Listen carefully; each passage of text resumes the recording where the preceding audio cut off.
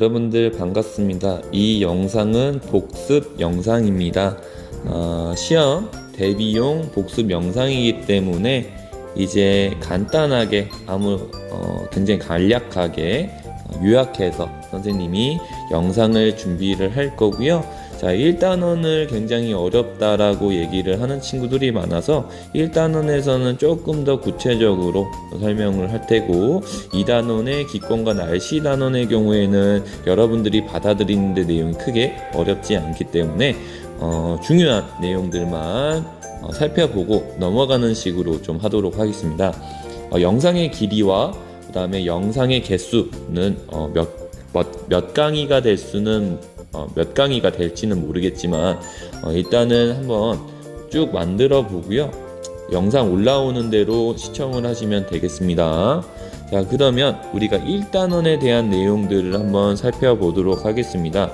자, 화학 반응의 규칙과 에너지 변화죠. 그래서 중단원 1부터 3으로 이루어져 있고요. 자, 처음에 우리 물질 변화와 화학 반응식이라고 해서 나오죠. 자, 이 단원에서 여러분들 중요한 거는 물질 변화는 물리 변화하고 화학 변화로 나뉘어진다는 것, 그리고 물리 변화하고 화학 변화를 구분 지을 수 있는 것이 중요하고요. 그리고 여러분들 두 번째가 화학 반응식이에요. 우리가 화학 반응을 식으로 나타낼 수 있으셔야 우리가 문제 푸는데 크게 어려움이 없다라는 거죠.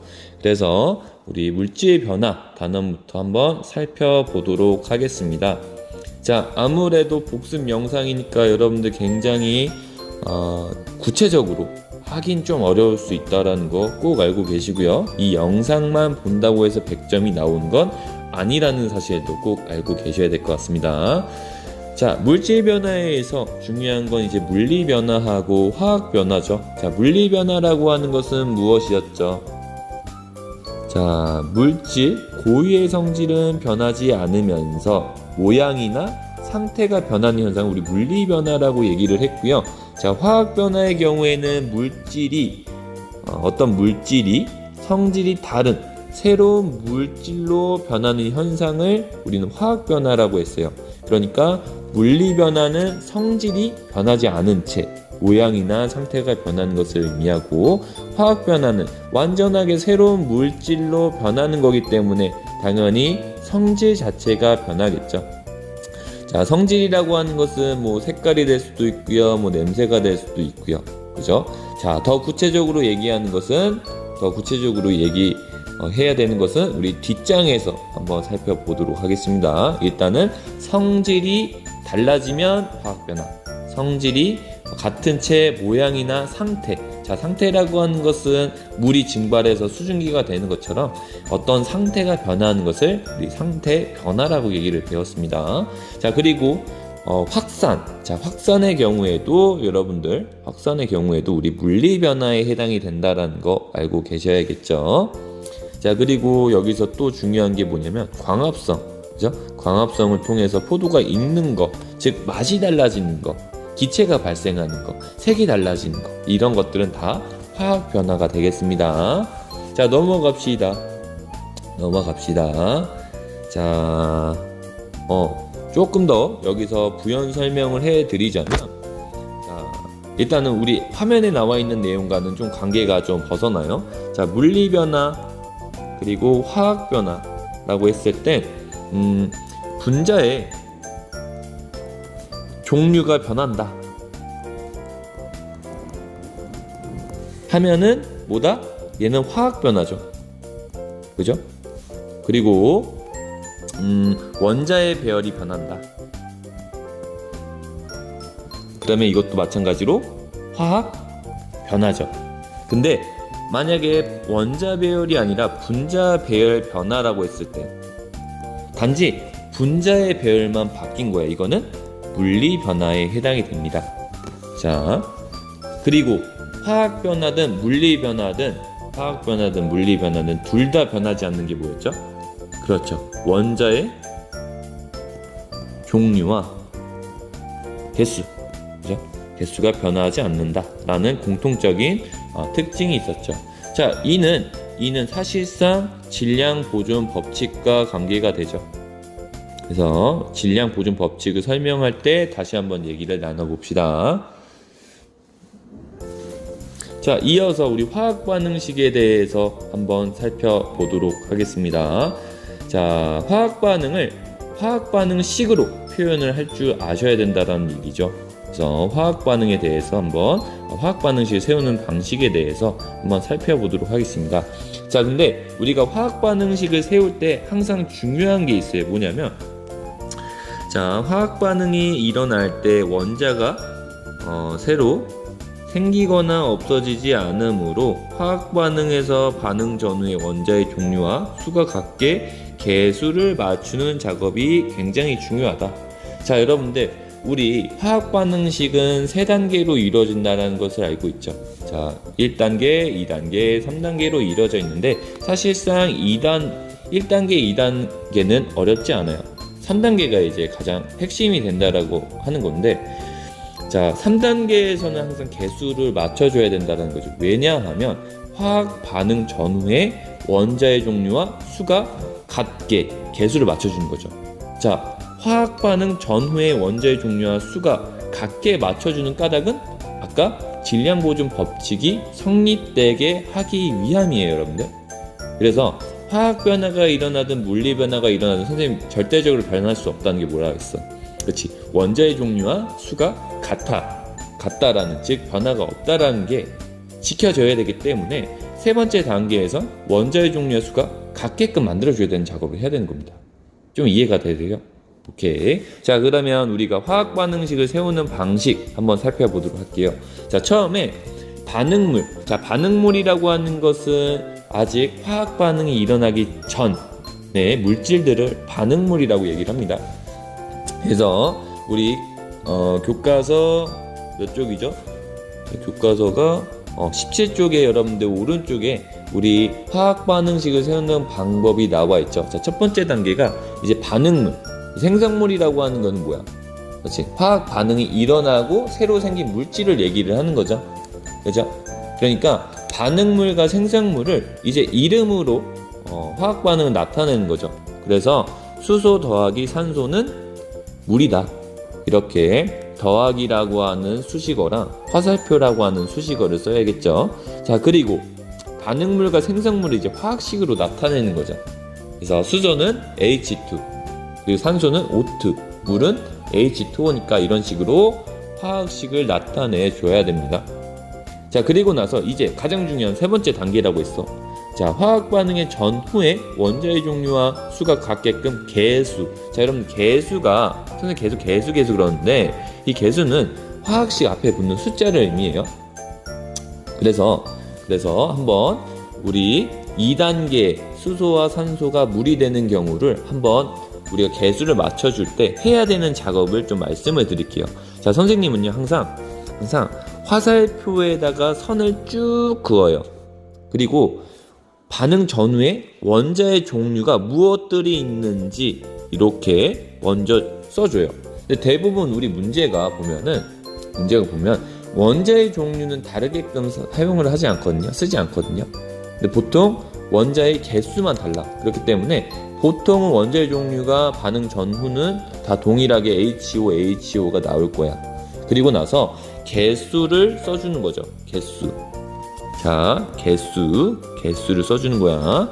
그러면 반응 전일 때는 수소가 2개, 산소가 2개. 자, 반응 후에선 수소가 2개, 산소가 하나야. 그러니까 원자의 종류는 같지만 원자의 개수는 지금 다른 상태야. 그렇기 때문에 개수를 붙여줘야겠죠. 선생님의 경우에는 항상 생성물부터 개수를 붙여줘요. 그래야 좀 편하거든요. 자, 보세요. 자, 생성물의 개수를 2를 붙여줄 거야. 2를 붙여주게 되면 2가 4가 되고 H가 2개에서 4개가 되고 산소가 2개가 되는 거야. 그러면 이번엔 생성물과 반응물도 달라. 아직도 달라. 그렇기 때문에 생성물을 고쳐줬으니까 반응물도 고쳐줘야겠죠. 근데 여기서 뭐만 고쳐주면 돼? 그치? 수소만 고쳐주면 돼. 수소 앞에 개수 2를 붙여주게 되면 수소 2개가 4개가 되잖아. 아, 반응 전후 현재 수소와 산소 있고요. 수소가 각각 4개, 산소가 2개. 그죠? 그러면 원자의 종류 수 갖게 됩니다. 그럼 완성된 거야. 그죠? 그래서 우리 최종적으로 이렇게 수소 앞에 개수 2 붙고요. 물 앞에 개수 2가 붙죠. 이렇게 되면 최종적인 우리가 원하는 화학 반응식이 나오는 겁니다. 자, 근데 우리가 항상 화학 반응식을 얘기를 할 때 여러분들 어느 정도는 화학식을 알고 계셔야 돼요. 예를 들어서 내가 수소를 H2인지 몰라, 산소를 O2인지 몰라, 물을 H2인지 몰라. 그러면 애초에 우리가 화학 반응식을 세우기가 어려워요. 왜? 2단계로 넘어가지 않잖아. 그래서 여러분들은 우리 교과서에 나와 있는 정도의 화학식은 꼭 알고 계셔야 돼요. 일단 수소, 산소, 물이 나왔으니까 이것부터 외워야겠죠. 그죠? 외우셔야 돼. 그리고 또 한 가지, 왜 수소 뒤에 오른쪽 하단에 2가 붙냐, H2라고 하는 왜 2가 붙냐 라고 생각을 하실 수 있어. 뭐 당연하게 생각을 하는 친구들도 있겠지만, 우리 기체라고 하는 것은요, 원자 하나가 둥둥 떠있기에는 굉장히 불안정하다고 해요. 그래서 자연 상태에선 수소 하나가, 만약에 수소 원자 하나가 돌아다니면 무조건 시간이 지나면 수소가 붙어버려요. 그러니까 수소 분자 단위로 돼버린다는 소리예요. 그래서 항상 자연 상태에선 수소가 하나하나 붙어있는 수소 분자 형태로 이루어져 있어요. 그래서 여기서 화학식을 나타낼 때에도 분자 단위로 나타내줘야 돼. 아시겠습니까? 오케이, 넘어갑시다.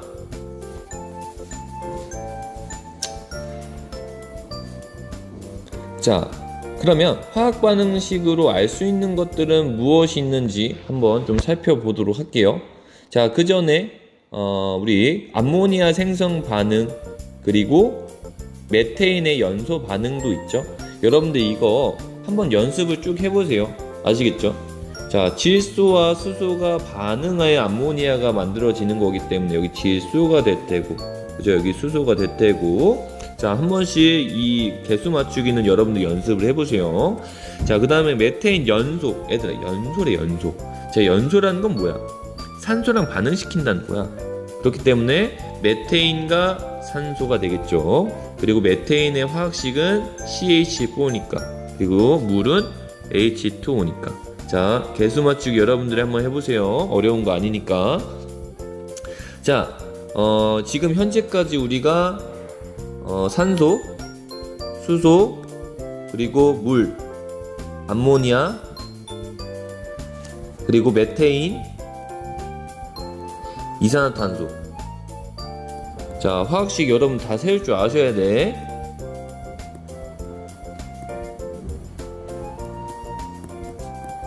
자, 이렇게 되죠. 그리고 연소라는 게 뭐라고 했어? 산소랑 반응시킨다라는 거 꼭 알고 계셔야 되겠습니다. 자, 그 다음에 우리 오른쪽에 과산화수소 반응과 분해 반응과 탄산나트륨과 염화칼슘의 반응이 나와 있죠.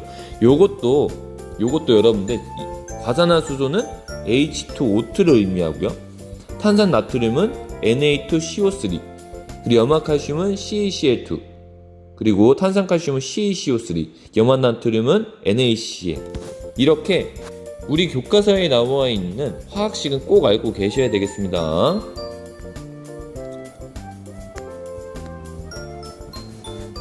자, 이제 넘어갑시다.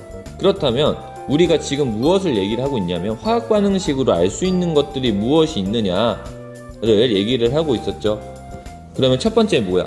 반응물과 생성물의 종류를 알 수 있대요. 그러니까 우리가 딱 화학 반응식만 딱 봤을 때, 반응물은 지금 어떤 물질들이 지금 이루어져 있구나. 생성물은 이런 반응물이 나중에 이런 생성물들을 만들어내는구나. 이런 종류를 알 수 있다는 거죠.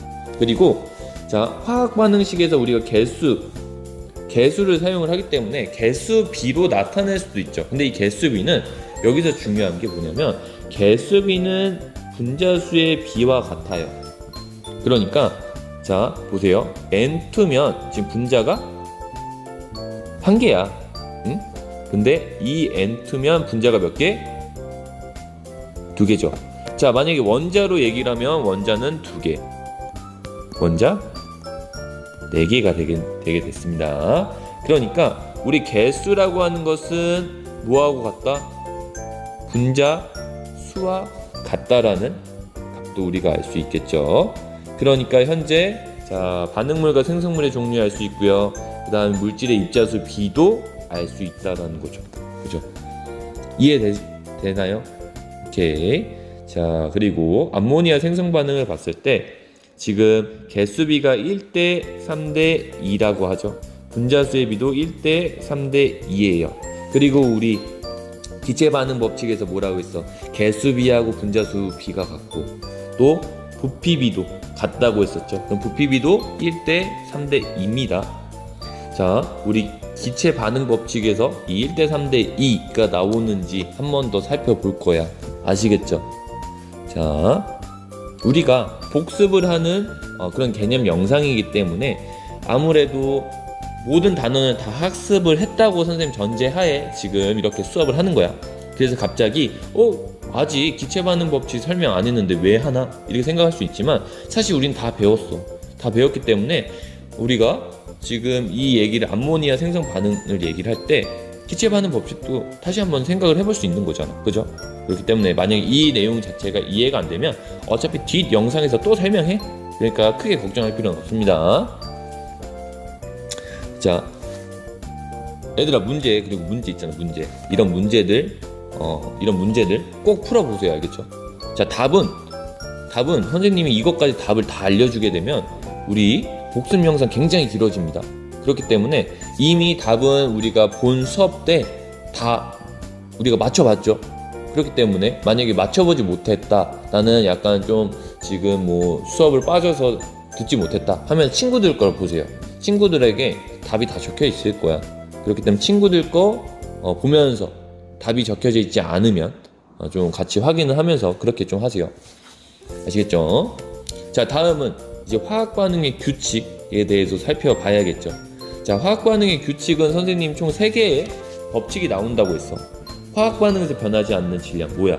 질량, 자, 다시 질량 보존 법칙이 있었고, 일정한 질량비를 결합하여 원소라고 하는 단어는 뭐하고 관계가 되겠어? 일정 성분비 법칙. 그죠? 일정 성분비 법칙과 관계가 되죠. 그리고 일정한 부피가 성립하는 기체 반응 법칙이 있었죠. 자, 근데 우리가 단원을 이제 복습하기 전에 여기서 첫 번째 규칙과 두 번째 규칙은 질량하고 관계가 됩니다. 그리고 세 번째 관계는 부피하고 관계가 돼요. 그러니까 만약에 질량을 묻는 문제가 나온다. 그러면 질량 보존 법칙 또는 일정 성분비 법칙을 얘기를 하는 거구나 라고 일단 힌트를 갖고 가세요. 그리고 기체 반응 법칙은 뭐야? 부피하고 관계가 되어 있다고 하니까 뭐 부피가 얘기가 나왔어. 그러면 뭐다? 얘는 기체 반응 법칙에 대해서 얘기를 하고 있구나. 이건 팁이에요. 팁이야, 팁. 자, 그러니까 질량의 단위는 뭐야? 그람, 뭐 킬로그램, 뭐 이런 게 나오면 질량을 얘기를 할 테고, 부피는 뭐야? 밀리리터 또는 리터. 이런 식으로 뭔가 부피 단위가 나오거나 질량 단위가 나오면 각각 어느 법칙을 써야 되는지 감을 갖고 문제를 풀어보라 이거야. 그죠? 아시겠죠? 왜냐면 문제는 이게 질량 보존 법칙을 쓰는 건지 일정 성분비 법칙을 쓰는 건지 기체 반응 법칙을 써라 라고 얘기하는 게 아니야. 그렇기 때문에 우리가 항상 문제의 딱 본문을 살펴봤을 때 질량에 대해서 얘기를 하는 거구나, 부피에 대해서 얘기를 하는 거구나, 이거를 먼저 어느 정도 생각을 한 다음에 문제를 풀라 이거예요. 여러분들 수학도 과정이 있죠. 식 자체가 하나하나 1번, 2번, 3번 이런 식으로 식이 과정이 있잖아. 마찬가지예요. 우리 이 단원도 그 과정이 있어. 먼저 문제를 보고 이게 어떤 법칙과 연관이 되는구나 이렇게 먼저 생각을 한 다음에 문제를 접근을 해야지, 그냥 여러분들 아무 생각 없이 그냥 접근하자면 문제 무조건 틀립니다. 아시겠죠? 그게 여러분들이 어려워서 이 1단원이 어렵게 느껴지는 거야. 아시겠죠? 꼭 연습을 하세요. 자, 계속 넘어가도록 하겠습니다. 자, 화학 반응에서 변하지 않는 질량. 자, 이거 선생님 질량 보존 법칙과 관계된다고 했었죠. 자, 앙금 생성 반응이 일어나든 기체 발생 반응에서든 질량의 변화는 없다가 결론이죠. 그렇죠? 즉 화학 변화에서 또는 물리 변화에서 질량 변화는 없다. 즉 질량이 항상 보존된다. 자, 앙금이 생성이 돼도 질량은 보존이 되고, 기체가 발생을 해도 어떻다? 질량이 변화가 없다라는 것이죠. 근데 여기서 주의할 점은 뭐냐면 기체가 발생하죠. 그러니까 기체도 여러분들 질량이 있기 때문에 기체까지 모두 다 우리가 고려하면 그때는 질량 변화가 없겠죠. 근데 만약에 이 그림에서, 이 통의 그림에서 자, 기체가 반응을 했어. 근데 선생님 뚜껑을 딱 열었네. 그럼 당연히 질량은 어떻게 했어? 줄어들 거야. 그러면 질량 보존이 성립이 안 된다? 아니죠. 이미 날아간 기체까지 우리가 포함을 하지 못했기 때문에 그 실험의 오류라고 볼 수 있는 거죠. 그죠? 그렇기 때문에 이 부분만 조금 유의하면 문제 푸는데 저기 질량 보존 법칙이 성립하는데 크게 문제가 없을 것 같습니다. 자, 봅시다.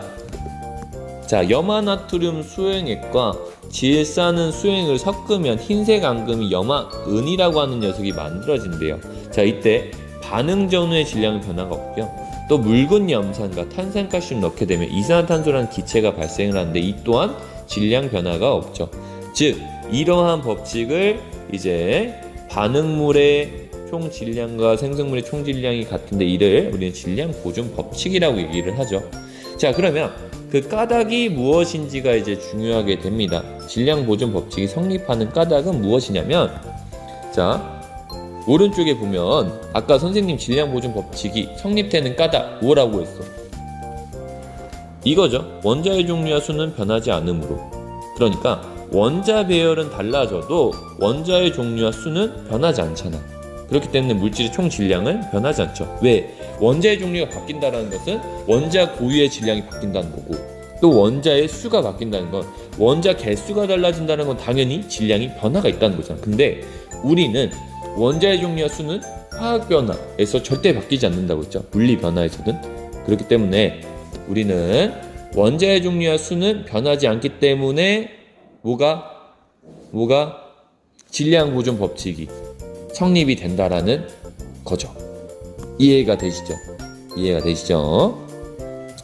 자, 그 다음에 자, 아까 선생님이 유의해야 될 점들을 사실 여기에서 설명을 하고 있네요. 보면 기체가 발생하는 반응이나 물질이 연소하는 반응에서 반응 전후의 질량이 변하는 것처럼 보일 때가 있다고 합니다. 자, 아까 선생님 이거 유의점이라고 해서 설명을 했었죠. 예를 들면 나무가 연소할 때는 더 가벼워진 것처럼 보여지죠. 왜냐하면 이산화탄소하고 수증기가 공기 중으로 나갔기 때문이겠죠. 근데 이와 같이 반응 전후에 질량이 변하는 것처럼 보이는 반응도,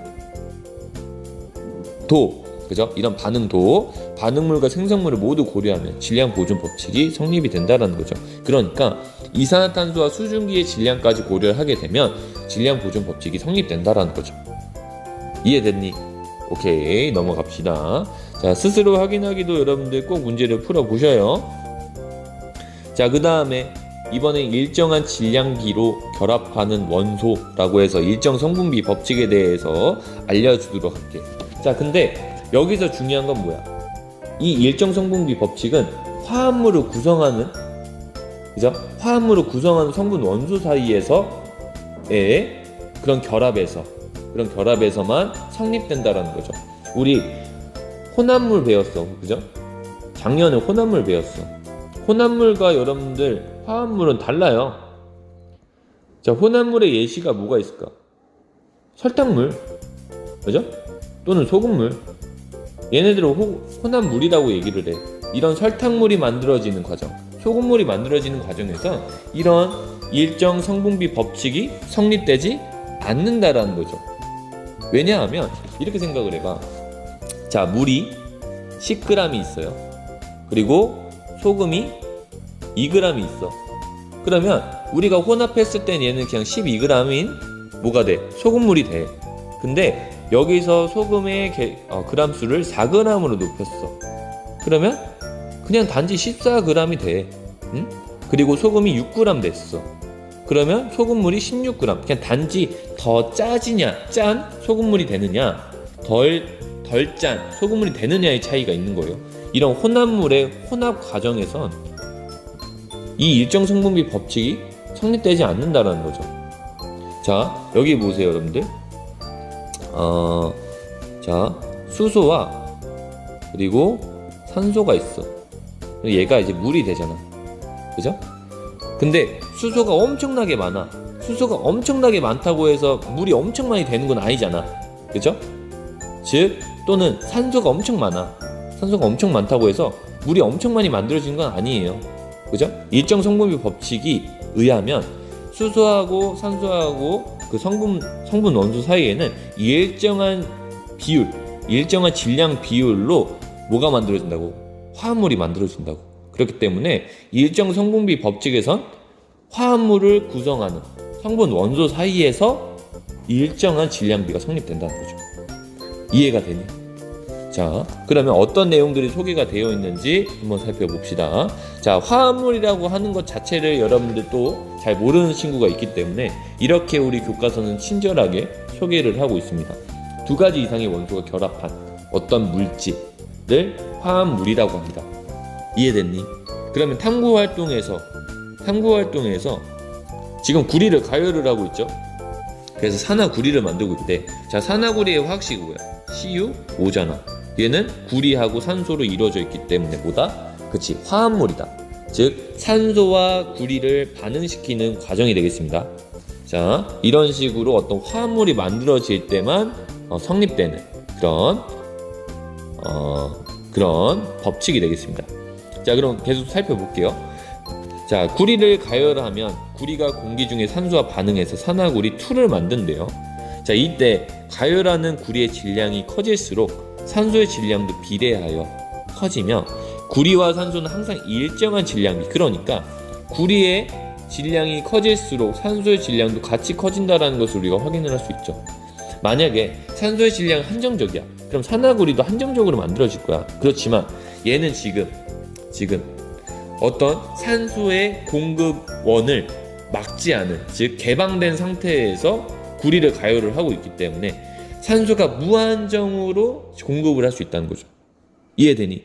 근데 그 중에서도 산소랑 구리랑 반응할 수 있는 그런 일정한 비율로 반응할 수 있는 산소만, 그렇지, 그 산소만 이제 공급이 된다는 거죠. 그쵸? 자, 계속 해봅시다. 즉 그림 1-7과 같이 산화구리를 구성하는데 구리와 산소의 질량비는 항상 4대1. 그러니까 산화구리를 만들 때 구리의 질량이 4일 때 산소의 질량은 1 정도의 비율로 쓰인다는 거죠. 이게 바로 무슨 법칙? 일정 성분비 법칙이야. 그러니까 화합물을 구성할 땐 딱 일정한 비율의 질량만큼 쓰이는 법칙. 뭐다? 일정 성분비 법칙. 이해되세요? 오케이, 넘어갑시다. 자, 그러면 이제 일정 성분비 법칙이 성립되는 그 까닭을 살펴봐야겠죠. 그죠? 자, 우리가 해보기 활동을 하진 않을 거야. 근데 해보기 활동으로 잠깐 설명을 드리면, 자, 물질 A와 물질 B가 만나서 A, B가 된대. 그러면 우리가 화합물 A, B를 만들 때 만약에 A가 엄청 많아. A가 뭐 100개야. 그럼 B가 한 10개야.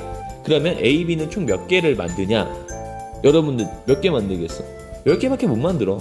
그러니까 아무리 A가 많다고 한들 뭐다? 그치, B가 일정하게 같이 준비되어야지 화합물 A, B를 만들 수 있다는 거죠. 그렇다라는 것은, 자, 교과서 본문 내용 살펴보면서 얘기해 봅시다. 자, 화합물이 생성될 때 어느 한 물질이 모두 반응하여 없어지면 다른 물질이 뭐라고 써져 있는 거야? 남아 있더라도 반응이 일어나지 않는다라고 나와 있는 거죠. 갑자기 코가 맹맹하네요. 자, 이는 그림 1- 자, 여기가 중요한 거죠. 자, 여기는 빨간 색깔로 해야겠다. 자, 이는 그림 1-8과 같이 물질을 구성하는 원자가 항상 일정한 개수 비로 결합하여 화합물을 생성하기 때문이래요. 오케이? 이해가 되니? 이때 원자는 각각 일정한 질량이 있으므로 화합물을 구성하는 성분 원소 사이에는 항상 일정한 질량비가 성립이 되는 거야. 그러니까 까닭이 뭐야? 까닭이 항상 화합물을 생성해낼 때에는 일정한 개수비로 결합을 했었던 거죠. 자, 그러면 한번 우리가 연습을 한번 해보도록 하겠습니다. 자, 산화구리를 만드는 과정을 생각을 해볼게. 자, 산화구리는 어떻게 만든다고 했어? 구리하고 산소하고 반응해서 산화구리 2를 만드네요. 그러면 얘를 화학식으로 나타내면 Cu 더하기 O2는 CuO가 될 테고, 그죠? 얘는 1대1 반응을 하는지 한번 봅시다. 자, 여기서 보면 자, 지금 현재 생성물과 그리고 반응물이랑 개수가 원자의 종류와 개수가 맞지 않기 때문에 개수라고 하는 것을 맞춰줘야겠죠. 어떻게 맞춰줘? 산화구리 앞에 2 붙여주고 구리 앞에 2 붙여주면 우리 반응 전후의 원자의 종류와 개수 같아지네요. 그럼 최종적인 화학 반응식이 세워졌네요. 그러면 지금 개수 비를 구해보는 거야. 자, 개수 비를 구해보는 거야.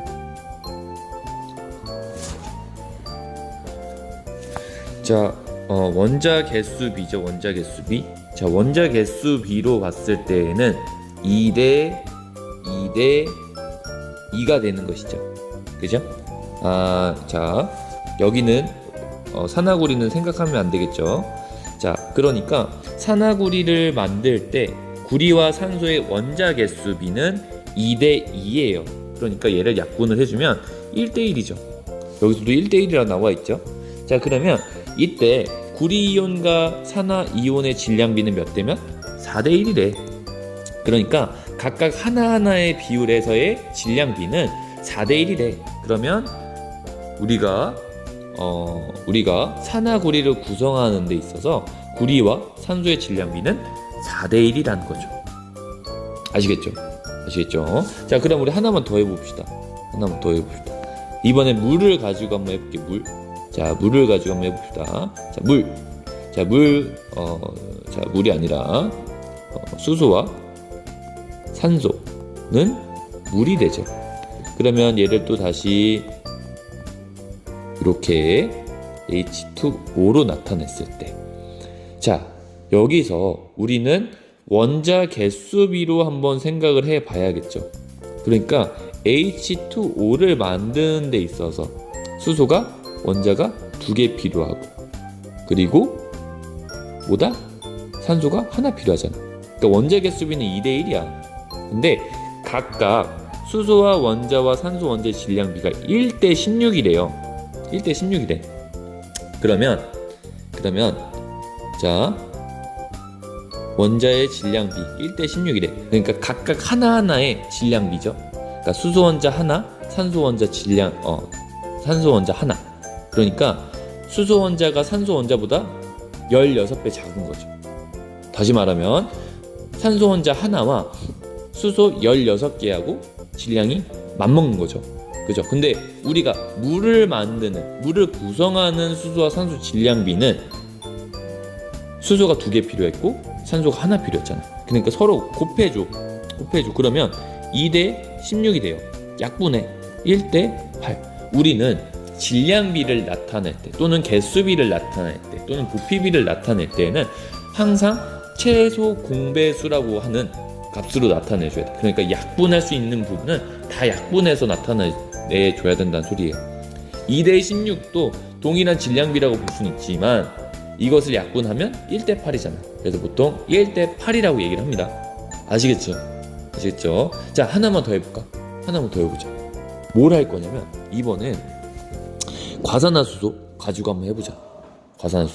자, 과산화수소의 경우에는 지금 물과 다르게 H2O2잖아. 그죠? 그러면 동일하게 수소와 산소를 반응해서 과산화수소가 된대. 그럼 마찬가지로 또 화학식을 써주는 거야. 이렇게 더하기 O2 더하기 H2O2. 자, 그러면 과산화수소를 만들 때 수소와 산소의 원자 개수는 몇이야? 그치, 1대1이지. 왜냐면 두 개 각각 두 개씩 필요했으니까, 선생님께서 최소 공배수를 나타내라고 했으니까 1대1이 된 거야. 원자 개수비는. 자, 그러면 이제 각각 하나하나일 때 질량비가 1대 16이래. 그러면 곱해줘. 그러면 1대 16. 즉 과산화수소를 구성하는 수소와 산소 질량비 몇 대면? 1대 16인 거죠. 자, 이제 우리가 질량비 구하는 거 어렵지 않죠. 그래서 이런 식으로 여러분들 일정 성분비 법칙 나오면 이제 문제 다 맞출 수 있겠죠. 오케이, 넘어갑시다. 자, 이제 마지막으로 우리 기체 반응 법칙에 대해서 소개를 해드릴까 해. 자, 기체 반응 법칙. 자, 기체 반응 법칙이라는 게 무엇인지 한번 소개를 하기 전에 조건이 있어요. 조건. 뭐냐면, 자, 일정한 온도, 그리고 일정한 압력, 그리고 기체 상태일 때. 자, 이 조건이 맞아야지 기체 반응 법칙이 성립된다는 거예요. 즉, 일정한 온도, 일정한 압력, 기체 상태. 자, 기체의 부피비를 나타내는 거기 때문에 일단 기체라는 건 알겠어. 근데 기체는 온도하고 압력에 따라서 그 부피가 달라지거든요. 자, 생각해보세요. 풍선이 있어요. 근데 그 풍선을 선생님 가열했어요. 풍선은 어떻게 되니? 부피가 커진단 말이야. 팽창을 해요. 그죠? 그러니까 온도가 일정한 상태에서의 반응 법칙이고요. 또 압력. 자, 선생님 풍선을 안았어. 꽉 안았어. 그러면 부피가 어떻게 돼? 그렇지? 작아지잖아.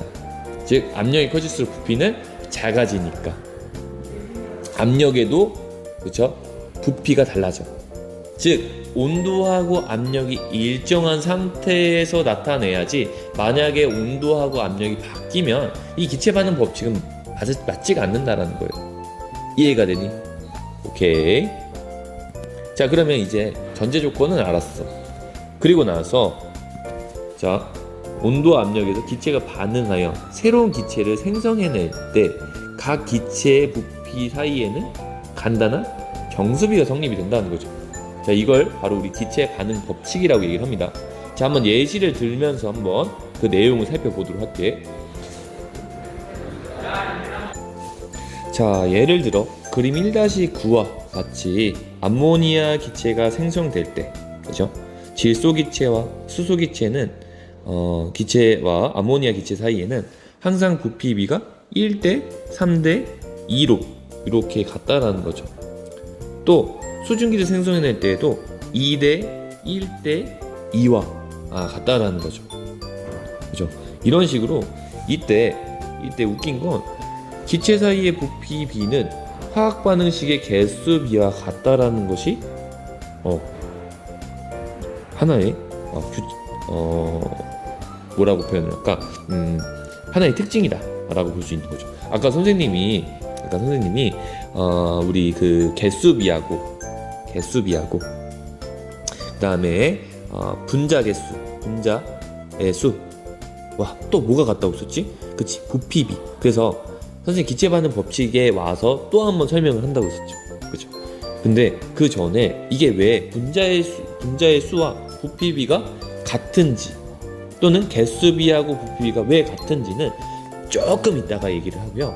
일단은 여러분들 받아들여야 될 게 뭐냐면, 개수비하고 분자의 수 그리고 부피비는 같다는 거죠.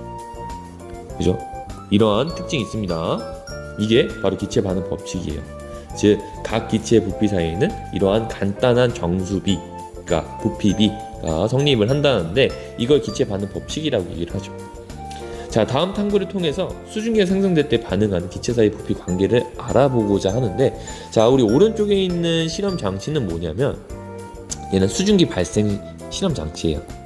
수증기 발생 실험 장치인데, 우리 물 분해할 때 전기 분해 실험하죠. 그 반대의 실험 과정이라 생각을 하시면 돼요. 그래서 수소 기체하고 산소 기체를 딱 넣어, 그리고 점화기로 딱 누르잖아. 그 다음에 물이 만들어져요. 그러면서 얼마만큼의 얼마만큼의 각각의 수소하고 산소의 부피가 쓰여있는지 알 수 있어요. 알 수 있지만 이 실험은 하지 않으면 아무래도 안 되겠죠. 그죠? 다음 페이지에 더 설명이 안 나오니까, 그죠? 설명을 좀 해드리도록 할게요. 자, 한번 요거는 가상 실험을 통해서 한번 살펴보도록 하겠습니다.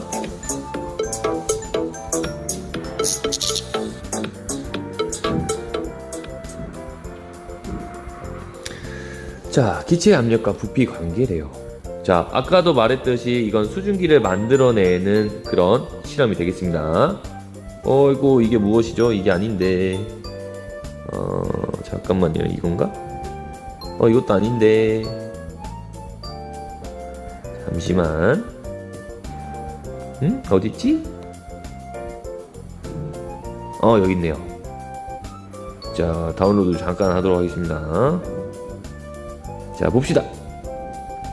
자, 마찬가지로 자, 수소기체를 10ml만큼 주입을 하고요. 그 다음에 산소기체를 이제 5ml만큼 주입을 한번 해보도록 하겠습니다. 자, 수소기체를 이렇게 수증기 발생 그런 장치에다가 넣습니다. 주입을 했죠. 자, 이번엔 산소를 넣을 거예요. 자, 그리고 자, 그러면 여러분들 각각 수소기체 주입을 한 양이 10ml, 산소기체 주입한 양이 5ml니까 총 그치 15ml만큼 지금 들어온 거야, 이 발생 실험 장치에. 그죠? 자, 그리고 나서 점화기를 탁 눌러. 그러면 다 쓰인 거야. 수소기체하고 산소기체가 다 쓰였어. 그러니까 지금 현재 부피가 아무것도 나와 있지 않죠. 근데 여기서 이제 의문이 생길 거야. 선생님, 수증기 발생 실험이라면서 왜 수증기가 차지하는 부피가 있을 거잖아요 라고 생각할 수 있어. 맞지? 근데 사실 선생님이 수증기 발생 실험 장치라고 했지만 이 실험 장치는 수증기가 실제로 발생하는 게 아니라 물이 발생해. 물이 만들어져. 그래서 물은 여러분들 상태가 액체이기 때문에 굉장히 조금 만들어진단 말이야. 그래서 그 부피는 이 가상 실험에선 구분을 하지 않았던 것 같아. 즉 물의 양은 아예 고려하지 않은 채 단지 수소하고 산소가 쓰이는 정도만 살펴보는 것 같아요. 근데 만약에 여기서 자, 이렇게 다 쓰였는데 산소기체만 넣는다고 해서 이게 물이 만들어질까? 점화기가 안 되죠. 더 이상 반응을 하지 않아요. 그렇다는 것은 수소기체 10ml가 완전히 반응하기 위해선 산소기체가 5ml만큼 필요하다는 것을 알 수 있죠. 즉 수소와 산소기체는 2대1의 부피 비로 반응을 한다는 거죠. 자, 그러면 여러분들 이번에는 수소기체가 20ml래. 그 다음에 여러분들 몇 회 정도 반응할 것 같니? 자, 20ml를 주입을 하고요, 산소기체를 5ml 주입하고 또 5ml를 주입할 거야. 그럼 몇 번? 그렇지, 2번. 분명히 두 번 일어날 거야. 왜 그럴까? 자, 10ml가 단지 20ml가 됐대. 그리고 2대1의 부피비로 됐대.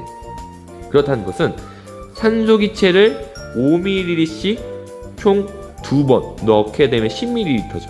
그러니까 총 점화기는 2번 발생할 거예요.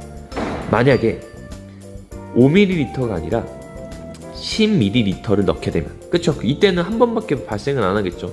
그죠? 한 번 빵 하고 만들어지겠죠. 근데 우리는 계속 5ml씩 계속 넣고 있잖아. 자, 선생님 말이 맞는지, 여러분들의 예상이 맞는지 한번 살펴보도록 하겠습니다. 자, 20ml를 넣었어요. 이렇게. 그러면 눈금은 20까지 가리키게 되겠죠. 그리고 나서 5ml를 더 넣을 거야. 이렇게. 그럼 25가 되겠죠. 자, 그리고 점화기를 딱 눌렀을 때 얼마만큼 남을까? 얼마만큼 남겠어? 그치, 10ml 쓰였고 5ml 쓰였으니까 25-15는 그치, 10만큼 남겠죠. 맞나요? 맞죠? 자, 봅시다.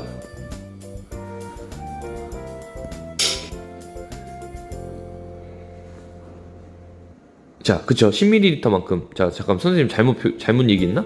자, 다시 25 빼기 15 10. 자, 선생님 15라고 했나요? 갑자기 헷갈리네요. 아무튼 자, 다시 자, 25ml만큼은 들어갔던 거 확인했죠. 수소기체 20, 산소기체 25. 그리고 각각 수소기체가 10ml 쓰이고 산소기체 5ml 쓰였으니까 마이너스 15 해줘야 되니까 15가 아니라 10이 되겠습니다. 자, 그리고 나서 여기에 다시 한번 산소기체를 주입을 하게 되면 15만큼 차지를 하겠죠. 그러면 수소 10, 산소 5 들어갔으니까 다 쓰이겠죠. 자, 봅시다.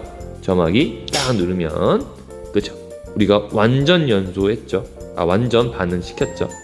자, 그리고 또 마찬가지로 OA를 한 번 더 넣으면 이젠 반응을 하지 않죠. 왜? 수소가 남아있지 않으니까. 그죠? 반응하지 않습니다.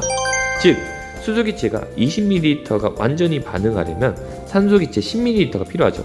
즉 즉 수소기체와 산소기체는 항상 2대1의 부피비로, 그죠?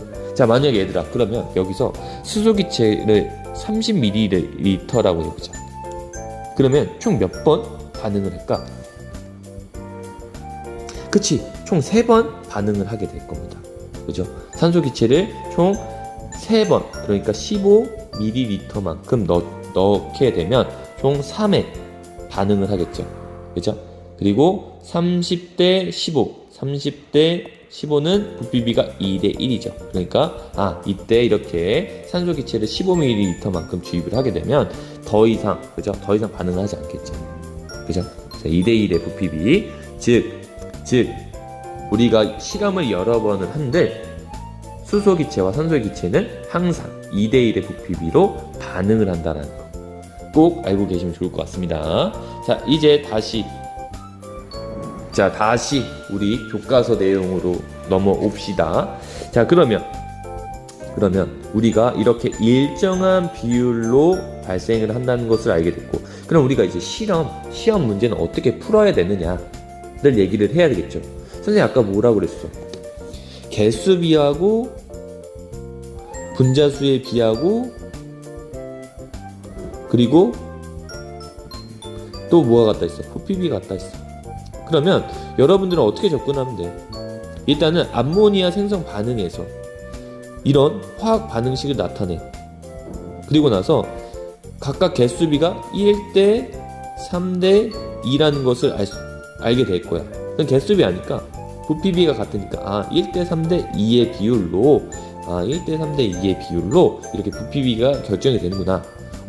그럼 이제 여기서 이제 왜 부피비가 개수비하고 같은지가 이제 궁금한 거야. 맞지? 또는 왜 부피비하고 분자의 수 비와 같은지 이제 궁금한 거야. 이제 여기가 이제 기체 반응 법칙이 성립되는 까닭을 이제는 알아야 되는 거야. 그 성립되는 까닭은 사실상 우리 교과서에는 설명을 하지 않아. 그렇지만 또 궁금할 수 있으니까. 우리 질량 보존 법칙에서는 성립되는 까닭이 뭐라 했어? 반응 전의 원자의 종류와 개수가 같아서라고 했어. 일정 성분비 법칙에서는 뭐라고 했어? 일정한 개수비로 결합하기 때문이라고 했어. 그럼 기체 반응 법칙에서는 왜 성립되는지 그 까닭을 얘기를 해라. 왜 정수비로 성립이 되느냐를 얘기를 해야 돼. 그래서 선생님이 아보가드로 법칙에 대해서 간단하게 좀 얘기를 했죠. 그렇죠? 자, 이거를 좀 간단하게 좀 설명을 하고 좀 넘어가도록 하겠습니다. 자, 이게 무엇이었냐? 자, 마찬가지로 기체 반응 법칙과 마찬가지로 같은 온도에서 그리고 같은 압력에서 모든 기체는 같은 부피 속 같은 수의 분자가 들어있음. 자, 얘들아, 이게 무슨 말이냐면 일단 같은 온도와 같은 압력에서는 선생님이 설명했기 때문에 이건 건너뛰고 모든 기체는 같은 부피 속 같은 수의 분자가 들어있다. 이게 무슨 말이냐면 자, 선생님이 이렇게 정육면체의 공간이 있다고 가정을 해봅시다. 근데 여기에 수소 분자가 100개가 들어갈 수 있대. 최대 100개가 들어갈 수 있대. 그러면 수소보다 조금 더 큰 산소는 몇 개 들어가냐? 아보가드로의 학자의 말에 의하면 얘도 100개가 들어간다는 거야. 그리고 수소와 산소뿐만이 아니라 자, 이번엔 수증기. 자, 수증기는 훨씬 더 수소와 산소보다도 더 크죠? 근데 얘도 100개가 들어간다는 거야. 어떻게 그러지? 왜? 수소와 산소보다 수증기가 훨씬 더 큰데 왜 같은 부피 속에는 이렇게 다 100개가 들어갈 수 있느냐? 이제 이게 여러분들 상식선으로는 이해가 잘 안 될 거야. 근데 우리가 기체의 성질에서 우리는 입자 간의 간격이 굉장히 넓다라는 것을 알고 있어요. 그러니까 입자가 차지하는 부피의 양보다 입자 간에 떨어져 있는 그런 간격들이 차지하는 부피가 훨씬 더 크다는 거야. 그러니까 이 공간 속에 이 수소나 산소가 차지하는 그런 비중보다는 얘네들이 각각 떨어져 있는 그런 부피가 훨씬 더 많이 차지한다는 거죠. 그래서 입자의 종류 상관없다. 분자의 종류 상관없다. 이런 겁니다. 아시겠죠? 이게 바로 아보가드로 법칙이야. 그러니까 만약에 같은 공간 속에 동일한 수의 분자가 들어가지 않는다면 기체 반응 법칙은 정수비를 나타낼 수가 없어. 왜? 이런 공간 속에, 이런 정육면체의 공간 속에 수소는 만약에 100개 들어갈 수 있어. 그럼 산소는 99개 들어갈 수 있고, 뭐 수증기는 95개 들어갈 수 있고. 이렇게 되면 일단 정수비 자체가 맞지 않고요. 각각 같은 부피 속에 동일한 입자의 분자의 수가 들어가니까 같은 공간에 같은 분자의 수가 들어가니까 같은 거야. 이해가 되니? 자, 분자의 종류가 상관없으니까. 즉 분자의 수하고 부피비는 같게 되는 거죠. 이해가 되니? 이해가 될 거야. 자, 그러면 이제 우리가 부피비하고 분자의 수, 개수비 같다라는 것까지 확인을 했습니다. 자, 이제 여러분들은 이와 관련된 문제를 많이 풀어보심으로써 기체 반응 법칙이 무엇인지 꼭 알고 계셔야 돼요. 그리고 이 기체 반응 법칙에서 분명히 개수비하고 부피비가 같다라는 그 특징을 알고 있는 전제의 문제들이 많이 나올 거예요. 아시겠어요? 오케이. 자, 그러면 우리가 이렇게 기체 반응 법칙까지 살펴보았습니다. 자, 그 다음에 이제 화학 반응에서의 에너지 출입 문제죠. 자, 여기도 내용 되게 쉬워. 이제 내용이 좀 쉬울 거예요. 잠깐 한숨 돌려도 괜찮아. 자, 화학 반응에서의 에너지 출입은 뭐냐면 우리 물리 변화에서 상태 변화하는 동안에 여러분 고체, 액체에서 기체 그런 가는 과정에서 에너지가 흡수하고 방출하기도 했었죠. 그죠? 자, 그 과정을 한번 우리가 그 내용을 한번 살펴보도록 할게요. 자, 기체,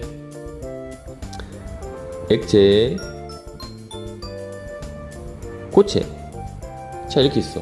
자, 근데 기체에서 액체가 되는 경우, 액체에서 고체가 되는 경우에는 에너지가 주변으로부터 에너지를 흡수할까 방출할까?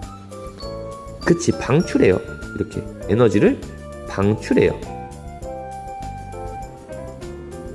자, 반대로 고체에서 액체, 액체에서 기체가 돼. 그럼 이때는 그치, 에너지를 흡수해요. 자, 선생님 왜 기체에서 액체, 액체에서 고체로 갈 때 에너지를 방출하고요, 고체에서 액체, 액체에서 기체로 갈수록 에너지는 흡수할까요? 자, 의문이 생길 수 있죠. 자, 근데 여러분들 기체가 액체보다 또는 고체보다 갖고 있는 에너지가 많다고 생각하세요. 왜? 기체는요, 여러분들 스스로 움직이죠. 운동을 해요. 왜 운동을 하는지 생각을 해봐. 에너지가 많기 때문이야. 그죠? 그러니까 기체에서 액체 순으로 갈 때에는 어느 정도 에너지를 밖으로 빼야 돼. 그래야 액체가 될 수 있는 거야. 또 마찬가지로 액체에서 고체가 될 때에도 마찬가지로 액체가 내가 갖고 있는 에너지가 많다 보니까 고체가 되기 위해서 에너지를 밖으로 빼내야 돼. 그래서 에너지 방출이 나타나는 겁니다. 자, 반대로 고체에서 액체, 액체에서 기체가 될 때에는 에너지를 흡수해줘야 돼. 왜? 기체로 갈수록 내가 갖고 있는 에너지가 많잖아. 자, 이렇게 생각해봐.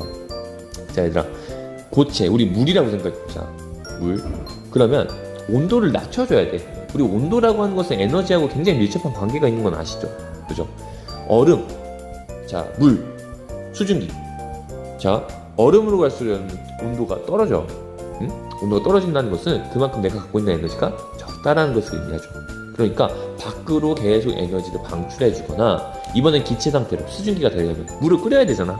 그죠? 물을 끓여야 돼. 이제 에너지를 주입해줘야 돼. 흡수해야 돼. 주변으로부터 에너지를 내가 가져야지 수증기가 될 수 있다는 거죠. 자, 그러면 에너지를 방출할 때 주변의 온도가 어떻게 되겠니? 그렇지, 주변 온도가 높아지겠지. 왜? 나로부터 에너지가 밖으로 빠져나간 거니까 주변 온도 높아져. 에너지 흡수는 주변 온도가 떨어져. 자, 이게 여러분들 물리 변화야, 물리 변화. 자, 물리 변화에선 이렇게 해서 에너지 출입이 있는데, 자, 화학 변화에선 어떤 화학 반응이 일어날 거야. 자, 어떤 화학 반응이 일어나는데 이때 에너지가 방출하기도 하고요. 또 어떨 땐 에너지를 흡수하기도 해요. 자, 에너지 방출하면 주변 온도 어떻게 된다? 그치, 높아진다. 에너지 흡수한다, 주변 온도 떨어진다. 다 한 거야. 자, 우리가 배울 내용 지금 개념 다 얘기했어. 그러면 우리가 실제적으로 예시를 들어가면서, 그죠? 살펴봐야겠죠.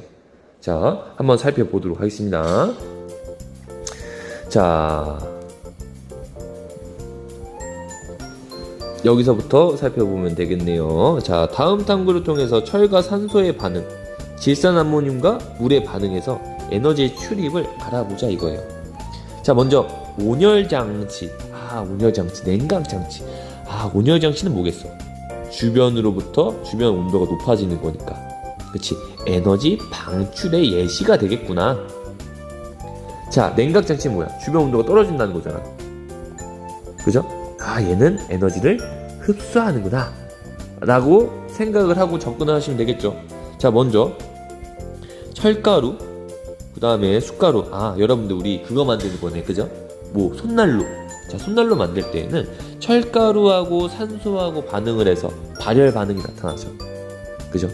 자, 이렇게 손난로 만들 때 철가루, 숟가루, 소금, 질석이라는 준비물이 있을 때 이렇게 철가루가 산화 반응을 일으키면서 주변의 온도가 높아지는 에너지 방출이 일어나고 있구나 정도만 알고 계시면 돼요. 자, 여기서 더 접근할 필요 없어. 철과 산소의 반응에선 그냥 주변의 온도가 높아지는 에너지 방출하고 있구나. 왜? 산화 반응을 하고 있기 때문에 라고만 생각을 하고 계시면 됩니다. 자, 그 다음에 냉각 장치에 대해서 얘기를 해봅시다. 자, 여기선 질산암모늄과 물의 반응이죠. 이때는 여러분들 에너지가 흡수해서 주변 온도가 어떻게 되고 있다? 그치, 떨어지고 있다 라는 것을 알 수 있죠. 자, 그렇다면 왜 여기선 주변으로부터 온도가 떨어지냐? 질산암모늄이 물에 녹으면서 분해가 돼요. 분해가 되면서 에너지를 쓰인대. 그러니까 질산암모늄을 물에서 분해시키기 위해서 주변으로부터 에너지를 흡수한대요. 그러면서 주변의 온도가 떨어지는 거거든요. 오케이? 자, 다시 질산암모늄이 분해되는데 에너지가 필요한 거야. 그러니까 주변으로부터 에너지를 흡수한 거지. 자, 이제 이해되셨죠? 자, 넘어갑시다. 자, 여러분들 그 예시는, 자, 이렇게 에너지 흡수 방출의 예시는 우리 교과서 몇 쪽이죠? 42쪽에 더 나와 있어요. 더 얘기를 살펴봅시다. 자, 그림 1-10과 같이 방출하는 반응과 흡수하는 반응을 좀 더 살펴볼게요. 자, 얘들아, 연소할 때, 나무가 연소하면 당연히 에너지 방출하는 거겠죠. 그리고 산화칼슘과 물이 반응할 때에도 에너지를 방출한대요. 그리고 염산 반응, 그러니까 수산나트륨이랑 염산, 즉 산과 염기의 반응, 중화 반응이 일어날 때에도 열이 발생을 하고 있구나. 그리고 에너지를 흡수하는 반응에선 우리 얼음물과 소금, 자, 반응하면 열 에너지 흡수해서 막 우리 음료수 차갑게 먹을 때 이렇게 하죠. 그럼 막 음료수 얼고 막 그러죠. 자, 이럴 때에도 에너지를 흡수하고요. 그리고 수산화 바륨과 염화 암모늄, 자, 이것도 같이 반응을 시키게 되면은 어떤 물질이 녹아내면서 에너지가 쓰인다고 해요. 그러면서 열 에너지를 흡수하고, 그 다음에 광합성, 자, 빛 에너지를 흡수하는 거잖아. 얘들아, 우리는 지금까지 열에 대해서만 얘기를 하고 있어. 열. 근데 에너지를 흡수하고 방출하는, 즉 에너지의 경로가 열 에너지뿐만 아니라 운동 에너지가 될 수도 있고 빛 에너지가 될 수도 있고 여러 가지 에너지의 종류는 많아요. 즉 광합성을 할 때 빛 에너지를 흡수하기 때문에 얘도 에너지를 흡수하는 반응이다. 광합성도. 그죠? 이렇게 우리가 받아들일 수가 있겠죠. 즉 주변 온도만을 얘기를 하고 있지만 사실 흡수하는 데에는 열 에너지 뿐만 아니라 빛 에너지도 존재할 수 있다는 거 알고 계시면 좋을 것 같습니다. 자, 내용 되게 어렵지 않죠? 그리고 여러분들 여기서 중요한 게 뭐냐면 이렇게 온열장 에너지를 방출하고 흡수하는 녀석들이 어떤 예시들이 있는지 잘 살펴보시면 좋을 것 같습니다. 자, 그 다음에 넘어갑시다. 자, 화학 반응을 뭐 활용한 장치 설계, 요거는 이제 뭐 안 해도 될 것 같아요. 자, 그 다음에 스스로 정리하기 문제 나와 있죠. 그리고 이제 스스로 최종 점검하기 문제 다 풀어보셔야 돼. 얘들아, 선생님이 이거 다 풀어줬어, 그치? 다 풀어줬기 때문에 꼭꼭 다시 한번 문제를 풀어보세요. 아시겠죠? 자, 이렇게 되면 우리가 1단원을 정복했습니다. 그리고 선생님이 굉장히 간략하게 소개를 했기 때문에 모든 내용을 다 실지 못했어. 그래서 여러분들 항상 우리 공부할 때는 당연히 복습 영상을 보면 좋겠죠. 그렇지만 교과서를 최우선으로 해서 여러분들 공부를 해야 된다는 거 꼭꼭 알고 계시면 될 것 같습니다. 자, 오늘 영상은 딱 여기까지만 하도록 하고요. 자, 그 다음 기권과 날씨 단어는 선생님이 두 번째 영상으로 소개를 해드리도록 하겠습니다. 선생님이 이 영상을 이제 녹화를 제작을 하다 보니까 총 영상은 총 3개가 준비가 될 것 같아요. 하나는 뭐냐면 지금 영상이고, 두 번째 영상은 기권과 날씨 영상이고, 세 번째는 연습 문제. 그죠? 우리 연습 문제 선생님 나눠줬죠. 그리고 연습 문제나 핵심 개념, 우리 확인서 또는 학습지의 경우에 선생님이 구글 클래스에 다 올려놨어. 그래서 구글 클래스에서 만약에 뭐 학습지가 잊어버렸다 하는 친구들은 거기서 좀 다운 받으세요. 아시겠죠? 자, 오늘 수업은 여기까지 하도록 하겠습니다. 수고 많았습니다.